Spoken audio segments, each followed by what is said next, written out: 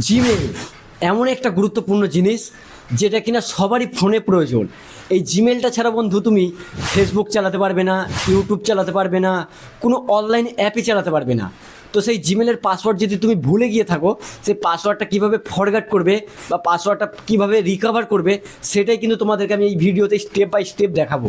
তো চলো বন্ধু, ডাইরেক্ট বেশি আর না বকে মোবাইলের স্ক্রিনে যাই আর তোমাদেরকে শেখাই। চলো, সবার প্রথমে তুমি আসবে তোমার ফোনের জিমেল অ্যাপসে খোলার পর কিছুটা এরকম একটা ইন্টারফেস আসবে। তুমি এই যে ওপরে দেখতে পাবে এখানে লোগো, এই লোগোতে একবার ক্লিক করবে।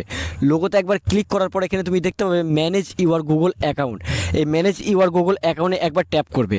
যেমন আমি ট্যাপ, এখানে তুমি নিচের দিকে আসতে পারলে এখানে দেখতে পাবে গুগল পাসওয়ার্ড। এই গুগল পাসওয়ার্ডে একবার ট্যাপ করবে। এই গুগল পাসওয়ার্ডে আমি একবার ট্যাপ করলাম। পাসওয়ার্ড এখান থেকে আমি চেঞ্জ করব। এই যে আমি এখানে পাসওয়ার্ডটা চেঞ্জ করার জন্য এখানে আমাকে দেখাচ্ছে নিউ পাসওয়ার্ড। তো এখানে আমি একটা নিউ পাসওয়ার্ড দিয়ে দেবো। যেমন আমি একটা পাসওয়ার্ড দিচ্ছি, তোমাদেরকে একটা পাসওয়ার্ড দিয়ে দেখাচ্ছি।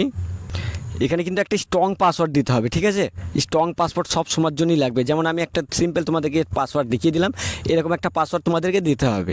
চেঞ্জ পাসওয়ার্ড, এটাতে একবার ট্যাপ করবে। চেঞ্জ পাসওয়ার্ডে একবার ট্যাপ করলাম।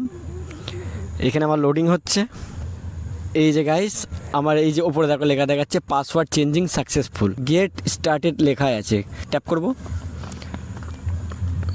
এই যে আমার ফোন একদম পুরো প্রপারলিভাবে ইমেলের পাসওয়ার্ড চেঞ্জ হয়ে গেছে। এখন আমি চাইলে অনেক কিছুই করতে পারবো।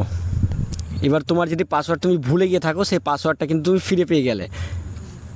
চলো, আজকের ভিডিওটা এতটাই। যদি ভিডিওটা ভালো লাগে ভিডিওতে একটা লাইক করবে, আর চ্যানেলে নতুন হলে চ্যানেলটাকে অবশ্যই সাবস্ক্রাইব করবে।